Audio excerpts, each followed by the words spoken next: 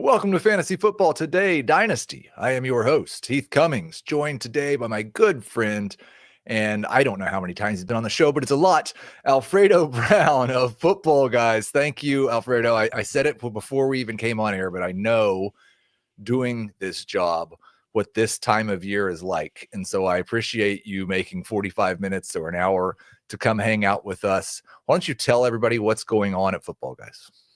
Yeah, Football Guys, we have so much going on right now. We just released and sent out all the copies of the Football Guys magazine. It's our draft guide for this year, which to call it a magazine feels kind of like cheapening it. This thing is a coffee table book. It is crazy what it looks like and the feel of it. So those already sold out. So we just finished doing that. We've got the Football Guys Fantasy Football Show where we just released our Football Guys. We could not think of a better name. So we just trademarked that. And yeah, man, got a whole bunch of great stuff going on. We're starting our listener league. It's been a great time. It's a busy time of year, though, before the season starts. The FootballGuys, very close to my submission, which was just the Football Guys. And he said, that's us. And I said, yeah, but they're there. They're your guys. Okay, so on today's show, we're going to break down the latest news. We will talk about the Micah Parsons trade and if that impacts anybody's fantasy value this year or beyond. We'll talk a little more about Rashee Rice and Xavier Worthy. We have to do that every episode, it seems like. Ollie Gordon. And of course, we got to start with three questions for our guests. And the biggest news in the history of fantasy football, Ja'Cory Crosky-Merritt. Bill, it's the only thing anybody wants to talk about on social media. You made a joke about drafting him in the third round of a dynasty draft. So I just want to start with, how in are you on Ja'Cory Crosky-Merritt? Not that much. No, I mean, yeah. I'm not explicitly out or in. It just kind of seems like the hype is too much right now. I kind of see him as, we don't have a lot of guys here where there is a track record of a 6th-year college prospect with a small frame and little to no passing upside that gets drafted late in the NFL draft that ends up having this massive track record of success. And if there is a guy, I'd say it might even be like an Isaiah Pacheco style career that he could have. But right now in Dynasty, he's being valued just like Isaiah Pacheco over on Keep Trade Cut. He's a running back 26. Isaiah Pacheco is a running back 25. It feels like the hype has sort of jumped the shark here. There's a very high mental ceiling that people have for Ja'Cory Crosky-Merritt. I'm seeing trades of like Bill and a third for a first-round pick in Dynasty. I'm seeing Bill and Zay Flowers for Travis Hunter. Like there's a lot of moves that are going on here. I think I just want to sell them as soon as I can if I have them on my roster. Yeah, I think I had asked, like, do you just take the profit and take a round 2 pick? And it was about a 50-50 split. So like another guy we're going to talk about later, and we'll get more into him later, but you can just answer either or. Would you rather have Ja'Cory Crosky-Merritt on your dynasty roster or Ollie Gordon? Ollie Gordon. Yep. No hesitation. No hesitation at all. And a lot of people will probably get mad at you in the comments now because, come on, it's Bill. Question number 2. We got a lot of mixed signals about the Bears in general this preseason, and specifically Caleb Williams.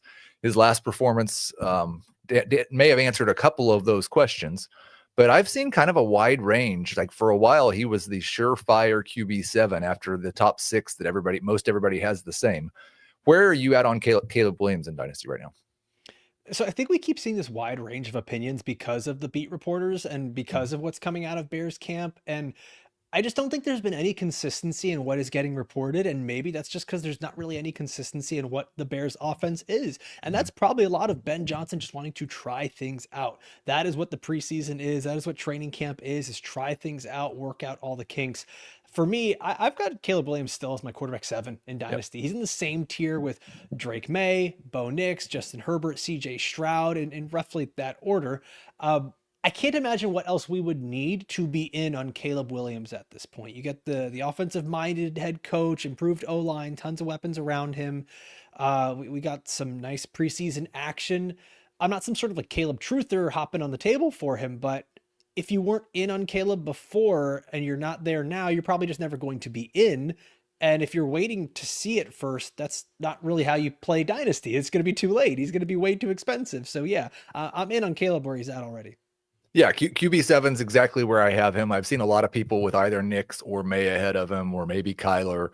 That tier for me is even a little bigger, includes Jordan Love and Brock Purdy, and I think it's like 7 through 14 are kind of all in the same tier. A couple of those guys are going to prove us right, and a couple of those guys are going to fall down the rankings. But Caleb's still at the top for me. All the things people were excited about when Ben Johnson was hired, I don't think anything's really changed.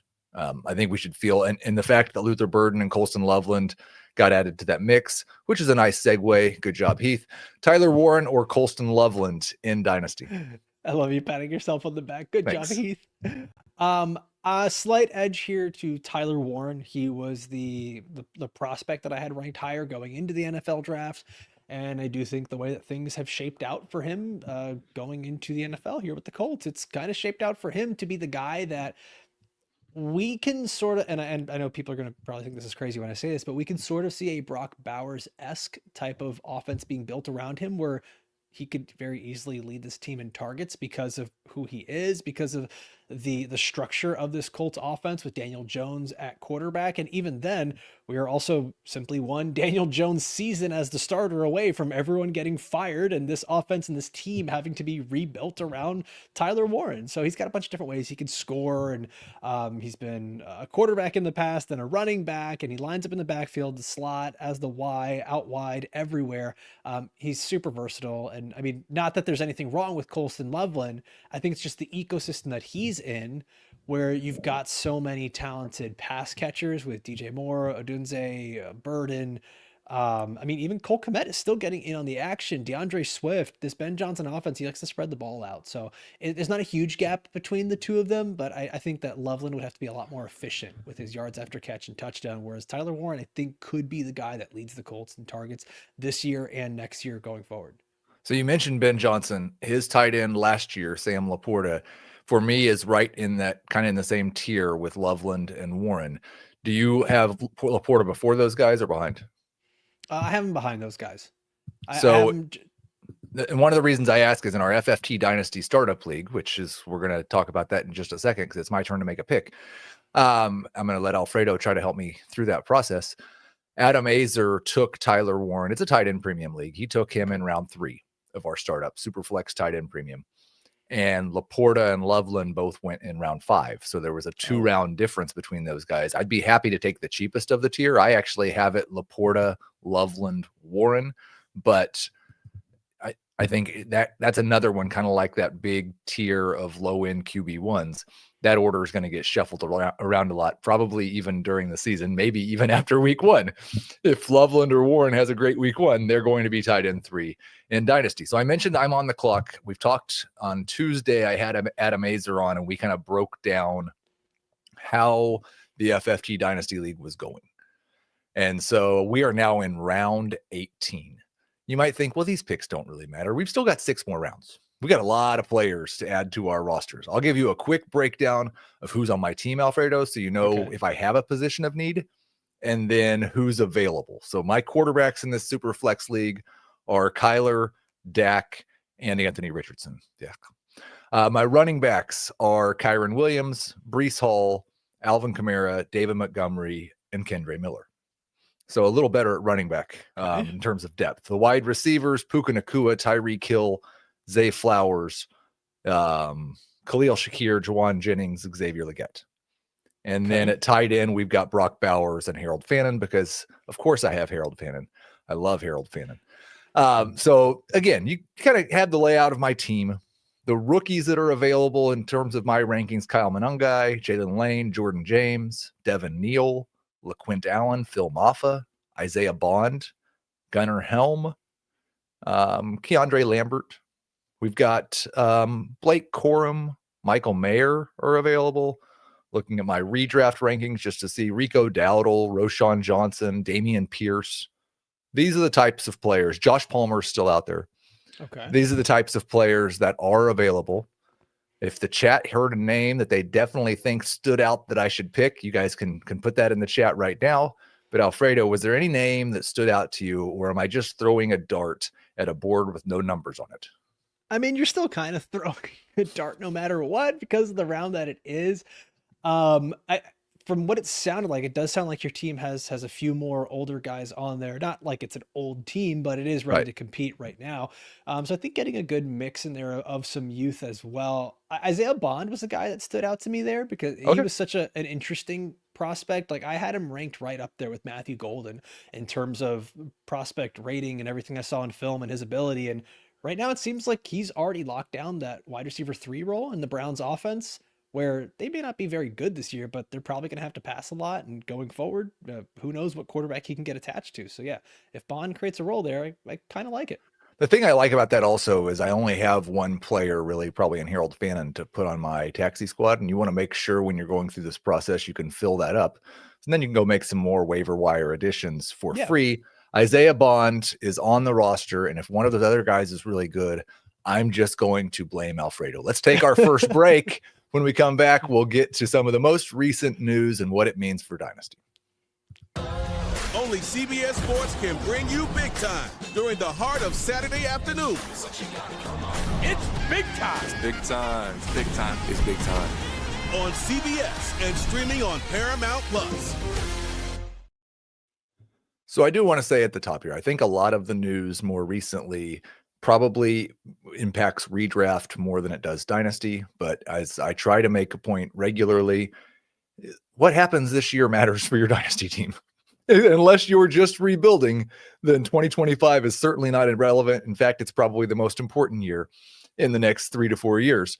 So we'll start with the biggest news of all time. I was so happy that I never sent out the tweet that said there's no way the Cowboys are going to trade Micah Parsons, because they traded Micah Parsons to the Green Bay Packers. This is, I think, a landscape shifting move because of how good the Packers defense could be now and how bad the Cowboys defense could be now.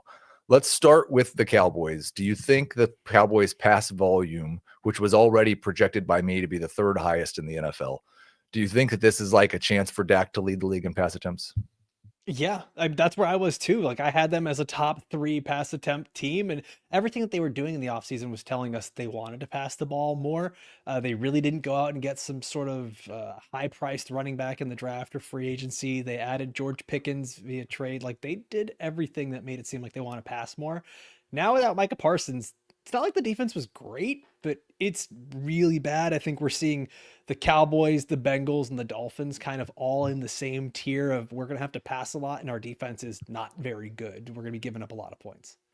So we talked about that tier 2 of QB starters that includes a bunch of guys that are under 30 that we think will be low-end QB1s, borderline QB2s, or high-end QB2s. Is Dak Prescott like the bridge to the next section, the guy that contenders should target that's not in the top 13 or 14 quarterbacks? I mean, you've got also Baker Mayfield in that range. You've got Jared Goff in that range. But if you're a true contender, is Dak a trade target? Yeah, 100%. I think we underrate Dak in both Dynasty and redraft a lot. And I think a lot of that is sort of the memification of the Cowboys. Like we kind of turn them into a joke. And it's weird because Dak will have these amazing fantasy years and we kind of just like hand wave it away. And then if he gets hurt or something, we're just like, see, Dak, he's not the truth. He's not the answer. And it kind of becomes this thing where, yeah, like Dak Prescott to me is a guy we're underrating every single year. He is that, I guess, that bridge between one tier to the next in Dynasty for sure. I don't think that an increase in pass volume probably is going to impact CeeDee Lamb's Dynasty value. He's already a consensus top 4 wide receiver, and he's top 2 or 3 for some people. He's awesome. The guy who it could have a big impact on is George Pickens, because I don't think Pickens is taking targets away from Lamb. But if you can give CeeDee Lamb 170 to 180 targets and there's still 120 left for George Pickens, wow, that could be a big deal this year. And then it could be a big deal in terms of what type of contract and landing spot he gets next year. And so I want to go through George Pickens and just some guys that I have ranked in a similar range. And you tell me who you prefer. I have George Pickens right now at wide receiver 25 in Dynasty. Okay. Here are the guys just ahead of him. Would you prefer George Pickens or Jordan Addison, who is 1 year younger? Pickens. George Pickens or Jamison Williams, who's the same age? Jamison Williams. George Pickens or Devontae Smith, who's 2 years older? Oh, boy. it's really tight. I was gonna say it's a push, but I'll go George Pickens. So George Pickens somewhere in that wide receiver 20 to 25 range. More attractive to both Alfredo and I now after this move. There's two other angles to this deal. One of them is definitely more of a this year conversation, but there's been a lot of stuff on Twitter about the massive difference between the Cowboys defense when Micah Parsons was on the field and when he was not. They were one of the best defenses in the NFL with Micah Parsons. They were one of the worst without. The Packers were already a good defense without him. I've been thinking a little bit this morning about Jared Goff and the Lions pass game and about Caleb Williams and the Bears pass game. Oof. And what type of difference it makes if you go 2 games against a good defense, but we didn't think they were one you had to necessarily avoid, and maybe 2 games against one of the best defenses. And we know pressure can affect both of those quarterbacks. I've not moved any of them in the rankings yet, but the fact that they're going to have to face Micah Parsons for the next 4 years, twice per season, does that bother you at all? I mean, some, not so much that I'm like, man, I got to start dropping guys down multiple spots in the rankings. But to get a little more technical with it, I think it's just going to adjust the way that coaches are having to game plan. Like, I think instead of Jared Goff consistently having time with this offensive line, which has now also been reshuffled with a new center as well in Detroit, but like, we're probably not going to see the same amount of time for him to get these deep passes to a guy like Jameson Williams or the longer intermediate passes in those kind of games. So you might see something where it's a shorter average depth of target for some of these guys, but they might get some easier targets. So it's like, I do kind of think it all evens out, at least for the wide receivers and skill players there. For the quarterbacks, I don't know that more easy receptions to these players turns into more points or more yardage for the passing offense. So that's where I get a little bit more nervous, but it's not enough where I'm saying, okay, I got to start dropping these guys heavily down my rankings. You know, it's funny when I said this on Twitter, somebody immediately said, don't you remember what Jared Goff did to the Cowboys last year? And he lit them up, and Micah Parsons didn't play in that game.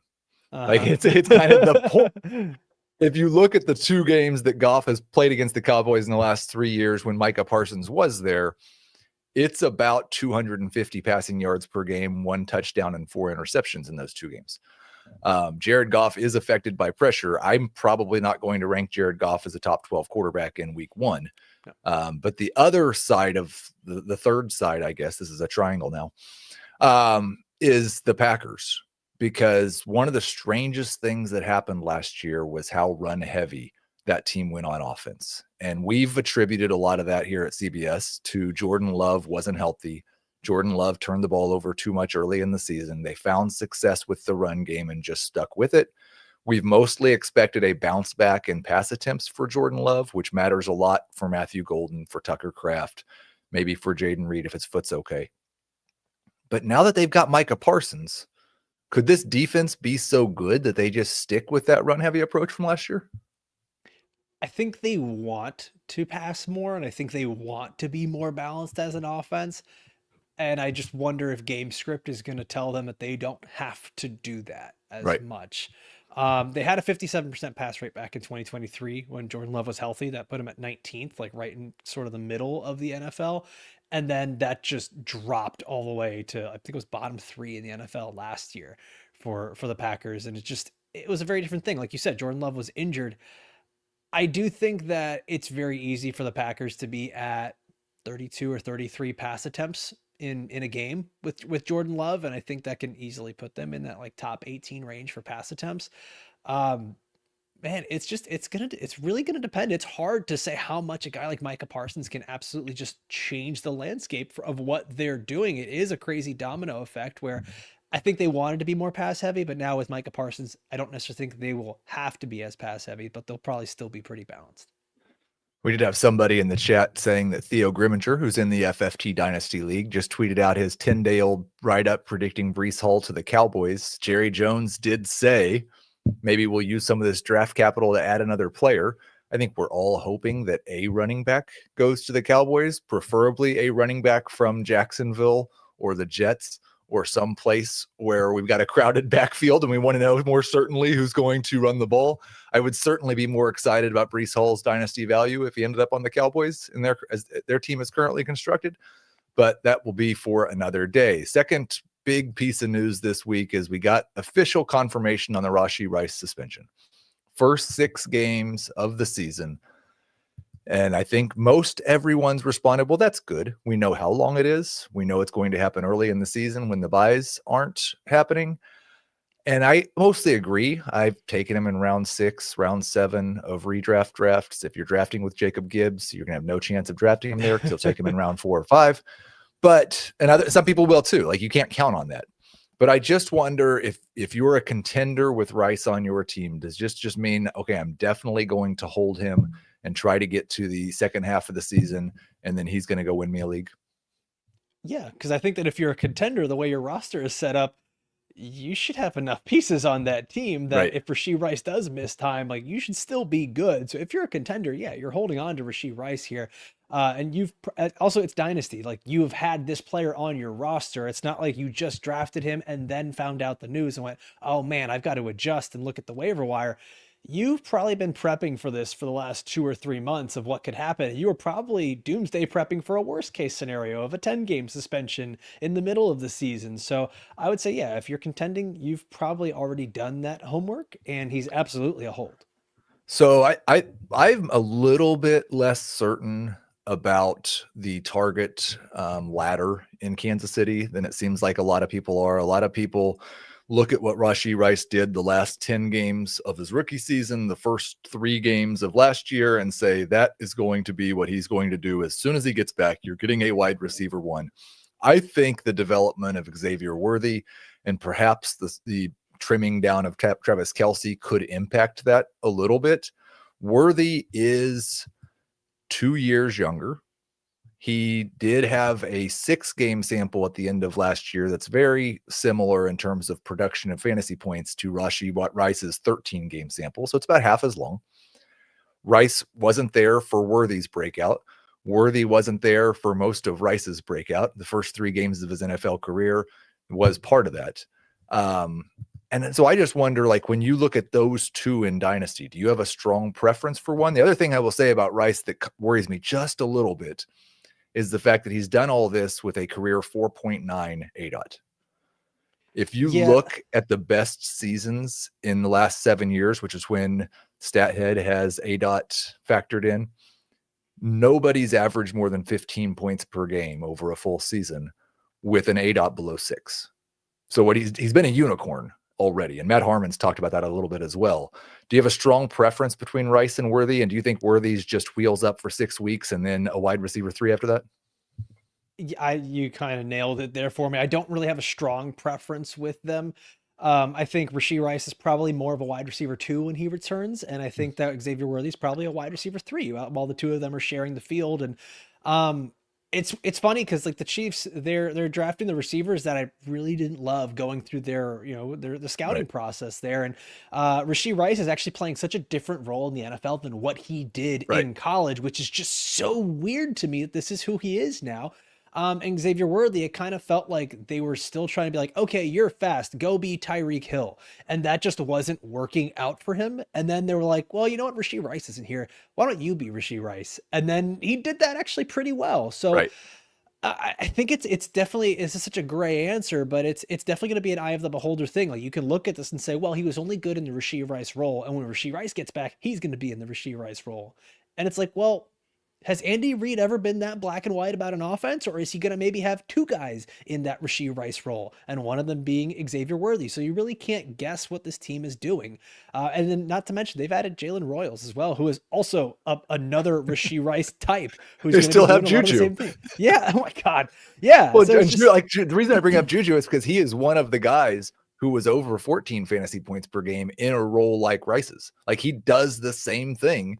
The only thing I will say in Worthy's favor is, if all this talk about Patrick Mahomes going downfield more is real, the way they've used these guys suggests that would benefit Worthy more than Rice. But you bring up a point that Rice did that in college, so maybe we'll see him go down the field more. It's a bit of a mystery. I do prefer Worthy.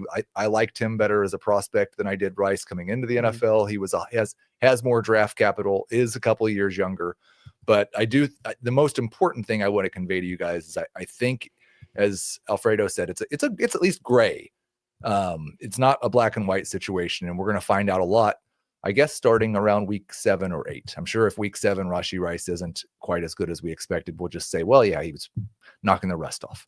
Jalen Wright, you're a Dolphins guy. You're plugged into everything that's going on with Miami. Jalen Wright had a small procedure and will miss some time. Not expected to miss the whole season. Not sure it matters anyways, because Ollie Gordon has been much better as a rusher. You already said you prefer Ollie Gordon to Ja'Cory Krosky-Merritt. I wonder, is Ollie Gordon just locked? Because we got Devon Achane health concerns too. Is Ollie Gordon just locked into that short yardage, early downs, Raheem Mostert role? Or if Achane misses time, do you think he can take a chunk of the target volume we saw going to Devon Achane last year? My answer to both questions is yes. Yeah. Like it's we've seen how good that Raheem Mostert role can be, 21 touchdowns in a season. I'm not suggesting that's what's going to happen to Ollie Gordon, but for a guy that you're not really putting a lot of draft capital into, he could have double-digit touchdowns this year. Like that is not out of the realm of possibility. And yes, if he's able to fill in for Devon Achane, I think that this is top 15 fantasy running back weekly upside every single week because of what's going to happen in the passing game for him, the way he's going to get used in short yardage. Like he is a guy that he's got the size, he's got the archetype, he can be out there on passing downs. He's not your typical, satellite back that's out there catching passes, but he can do it. And he did it in college as well. I think the Dolphins really want to have a 2-man backfield. I think that's when their running game has worked best. Even Devon Achane last year, 62% snap share. This was not a guy who was getting a ton of the workload. And I've really struggled with Jalen Wright, who coming out of Tennessee, it's such a weird offense that I remember, when we did the Football Guys rookie guide 2 years ago when Jalen Wright was coming out and one of our guys had him as the running back one. I was confused by that, but we all had our dissenting opinions, and it had me a little off because that Tennessee offense, what they do is they spread things out so wide that they're almost always going up against a 6-man box, a very empty box of defensive front. And Jalen Wright's never really had to learn how to read the run lanes properly. And now he gets into the NFL going up against 8-9 men in the box constantly with the Dolphins run game. He's been struggling in the NFL. Like this wasn't a new thing that just happened this preseason. So Ollie Gordon for me is wheels all the way up.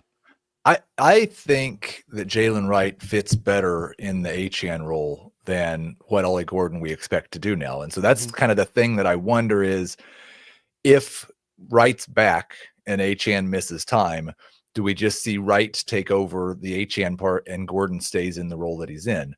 And so that would limit Ollie Gordon's upside a little bit. Like I think right now people are viewing him as what a lot of people like to call a flex with benefits. Could be a good flex right now. And then if Achane gets hurt, he could be a league winner. I'm not sure about the league winner part of that. There's another rookie whose value's gone up a lot.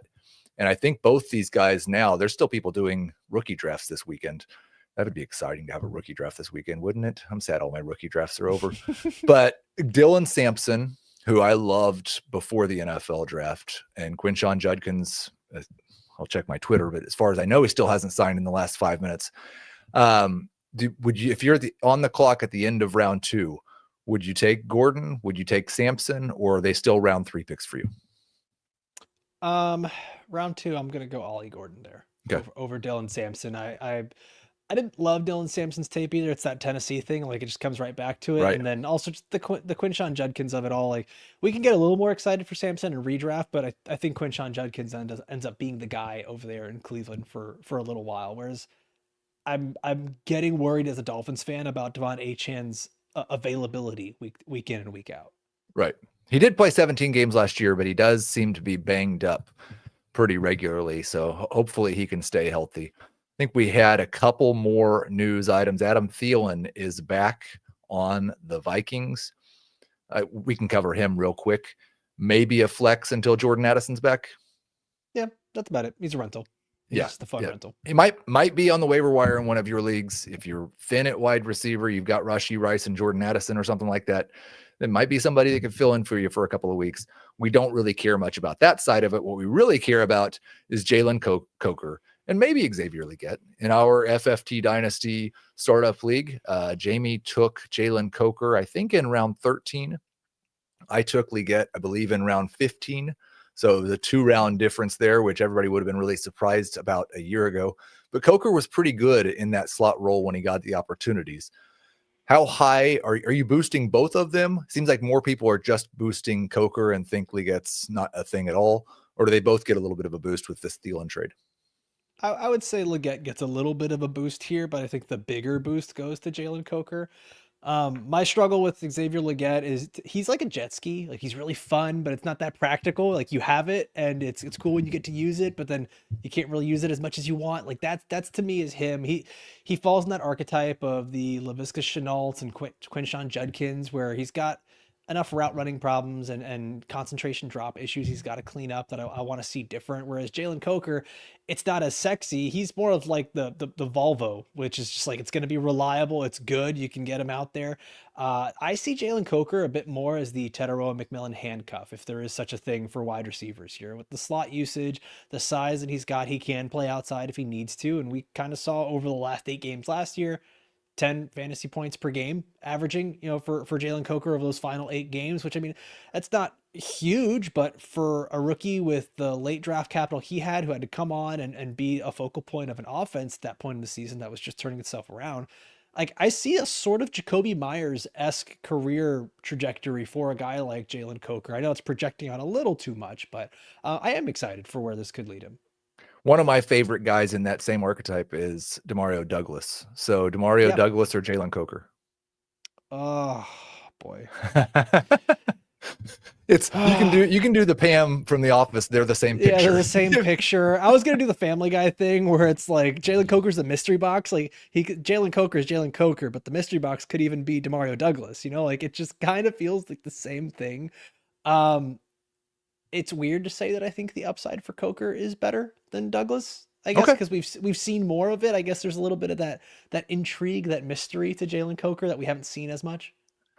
No, I think that they're basically the same guy. I prefer Douglas, but there's not that much difference. I do have to scold you just a little bit. I love having you on. I hope this doesn't prevent you from coming on before. I don't know if you've seen Encanto or not. Of course, but we don't talk about Laviska. We don't mention that name anymore. It's been a bad time for those of us who were pretty excited about him once upon a time. There've been some rookies who things didn't go as well in training camp as we were hoping, mostly day 3 picks, UDFAs, but there's also some guys that a lot of people thought, well, they're better than the NFL thinks they are. Wait until you see what they do. So if you have some of those guys on your roster, are you cutting rookies who NFL teams cut and then added back onto their practice squad? Or do you still have some hope if they brought them back on the practice squad? Man, I'm sort of a trim the fat guy in Dynasty. I want to keep as much fluidity as possible. And if teams are cutting these guys, and even if they are bringing them back to put them on the practice squad, I think you do need to go and do a little research and get some context in there, right? Like, did they hold, if it was a running back that they cut and put him back on the practice squad, are they holding on to another guy because they want to trade him? Like, there's a million things like that. Like, I was watching LeQuint Allen pretty heavily and seeing, does he make the team? And he did. And so, like, that means, like, I still have some hope there, candle lit for LeQuint Allen. But typically when these teams cut him, unless I have some sort of massive taxi squad that I can get these guys on, I'm a trim the fat guy, and I'm just looking for what's going to help me and give me the most upside going forward. I think that's the best way to look at it. It's hard to let go of some of these guys, especially if you spent a summer having takes about them.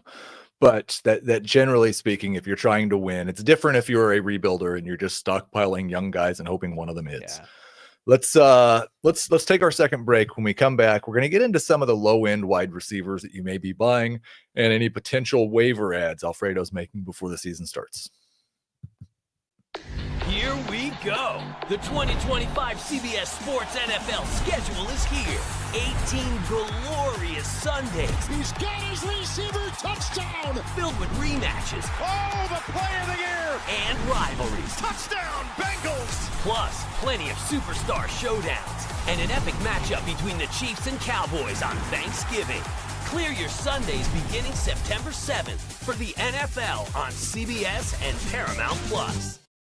So a couple weeks ago, we did a show talking about some lower end running backs, those handcuff running backs that teams might want to add before the season that could turn into starters or even league winners if there's one injury.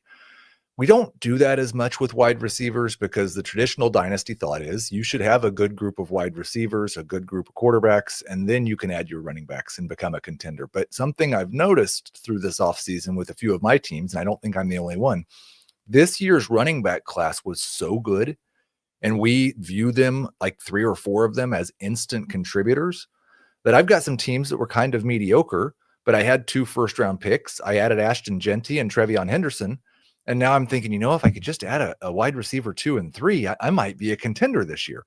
So we're going to talk about some lower-end wide receivers. We mentioned Jalen Coker and Demario Douglas. We'll get to waiver wire ads later, but are there any cheap wide receivers that are kind of the veteran variety, those older guys that you're looking to buy right now in Dynasty that you think could put people over the hump in 2025? Yeah, and I think some of it too is you kind of have to, especially because of Dynasty, you have people that are plugged in all the time. You almost want to lean into narratives. So if you have bad narratives about these players for a while or something that's building, lean into that. So like Stephon Diggs is one of those guys that it's very much an eye of the beholder. You can look at him and say, oh, he's going to get all the targets. But then you got other people saying, well, he's on boats doing stuff, like is he a distraction or his knee looks bad or this and that.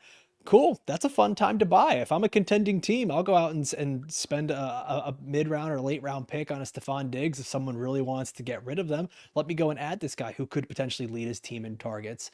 I feel the same way about a guy like Calvin Ridley, who I think people are going to say, oh, well, let's take the year off because it's Cam Ward. It's a rookie quarterback, let's stay away from the Titans offense, but they don't really have much else out there in the wide receiver room. Khalil Shakir is a guy that I'm still kind of like in on. I wouldn't call him the old grizzled vet, but like I'm still in on him.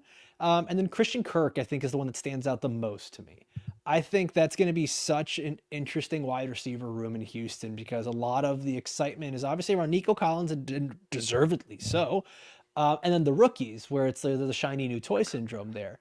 But Nico also he does tend to miss some time. The rookies, at least for now, Jaden Higgins is playing behind Xavier Hutchinson. I don't know how long that actually. I don't know how long that lasts. Obviously, like that could be changed by week 2. But Christian Kirk is pretty much lined up for this slot role and where he's going to play for the Texans. And so I really like the volume we could see with him and CJ Stroud, even if it's just for this year. Those are some of the older guys that I'm into going for if I'm a contender. Nobody that's listened to the regular FFT show will be surprised that I would also add Deebo Samuel and Cooper Kupp to that list. 2 guys who everyone seems to be out on. I often draft Deebo in round 7 or 8 and Kupp in round 8 or 9. And I think those guys are quite likely to be wide receiver 3s starting for you and potentially wide receiver 2s for stretches. Kupp's one of my favorite guys to pair with Rice or Jordan Addison, because when he was healthy last year through week 14, he was on pace for 1,200 yards over a 17-game season.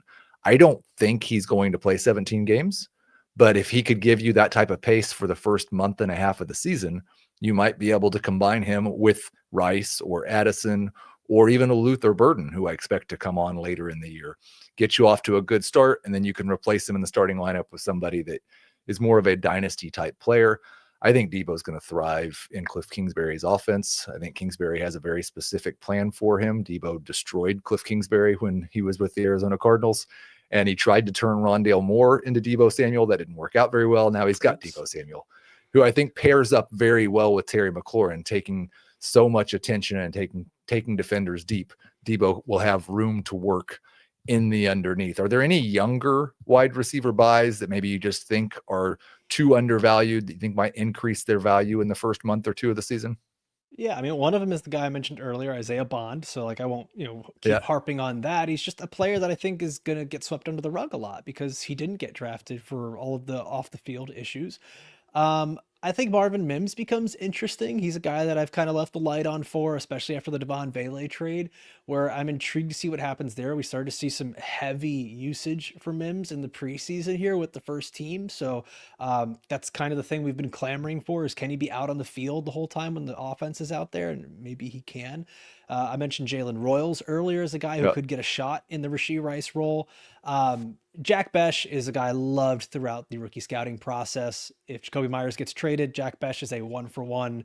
Like, just put him in that role. He can do that. And then last guy is Tez Johnson, who got drafted really late because he didn't perform well at the combine. He's a little undersized, but good route runner, explosive playmaker.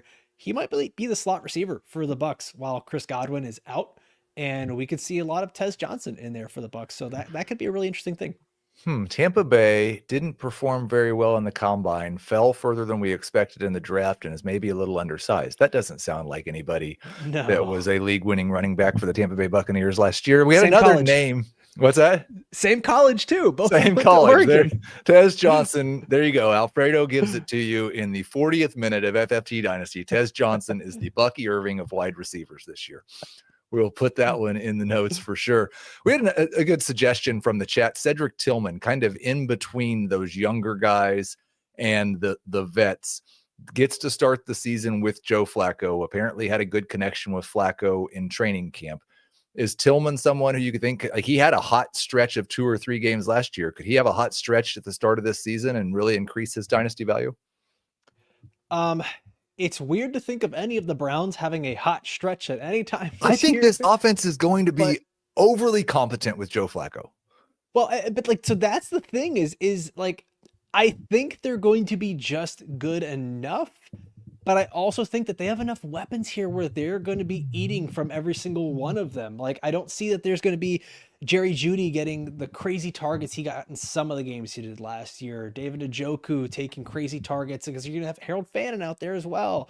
I keep mentioning Isaiah Bond, Cedric Tillman. I mean, like, I hate to say this, I don't really feel like there's anyone that stands out as the guy there. And I know that's weird for people to hear, because everyone sees Jerry Jeudy and David Njoku, but I think it's just going to be a very, like you said, competent and maybe vanilla offense that we're going to see for quite a bit of time. I just, because I'm the Jerry Jeudy guy, I just have to throw this one in because I always bring up his age. He's less than a year older than Cedric Tillman. Jerry Jeudy's still just 26 years old. The future's bright, man. Get on the Jerry Jeudy train. Any waiver ads besides Isaiah Bond you are looking to make before the season starts? Man, I really wanted to say his name a second time here on the show. I saw this question on the show sheet. I started looking. I'm like, man, who's out in some of my leagues? And Kayshon Boutte is still out there on waiver wires. It's available in 43% of leagues, and I'm very intrigued to see what happens there with the Drake May experience for that offense. Emmanuel Wilson, backup running back for the Packers. We've got another Marshawn Lloyd injury, is available in 54% of leagues. Aronde Gadsden II was one of my favorite tight end prospects coming out of this class, which it's weird to see that he's still available in over 40% of leagues. That's a fun taxi squad guy to stash. And my co-host is finally getting to me. Dave Kluge keeps talking about Olamide Zaccheaus as being a guy he loves in redraft. And yeah, whatever. He's available in 80% of leagues, guys. If he's there, you can just add him.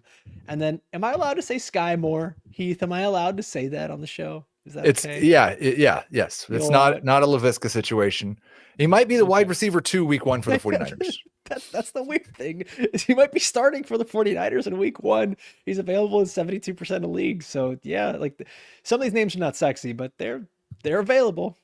I will say that like Sky Moore is not an NFL wide receiver, but if you were going to tell me that they were going to have him play the Deebo Samuel role, if that still existed, that's probably the closest thing to something he might be able to do in the NFL as a wide receiver. So Sky Moore, that's just a great pull there. And maybe Torrey Horton too, right? I assumed that he was rostered everywhere, because he's I try to keep in mind that the dynasty leagues that you and I play in with these 30-man rosters and 10 other people who work in the industry, There's a lot of dynasty leagues out there with 20-man rosters and a lot of people not paying that close of attention. So there's probably some leagues out there where Ezekiel Elliott's still rostered. I wouldn't be surprised. Somebody should send me a screenshot of Ezekiel Elliott on one of your league mates' teams, and I will shame them on a later show. Alfredo, awesome stuff as always. I hope you have a fantastic season. As we close up here, just tell everybody what Football Guys has coming for dynasty managers during the season. Yeah, well, we have the Football Guys Dynasty show, which is going to be airing at least once or twice a week throughout the season. You've got Dave Kluge and Jeff Bell that are doing that, and I'll guest on there from time to time, like I have in the past. But we've got just a humongous staff of writers over there at Football Guys, where you're going to be getting, 4, 5, 8, 10 Dynasty articles a week. We've got consistent updates. Jeff Bell's our Dynasty captain over there, who's writing a bunch of that great stuff. They're also great follows as well.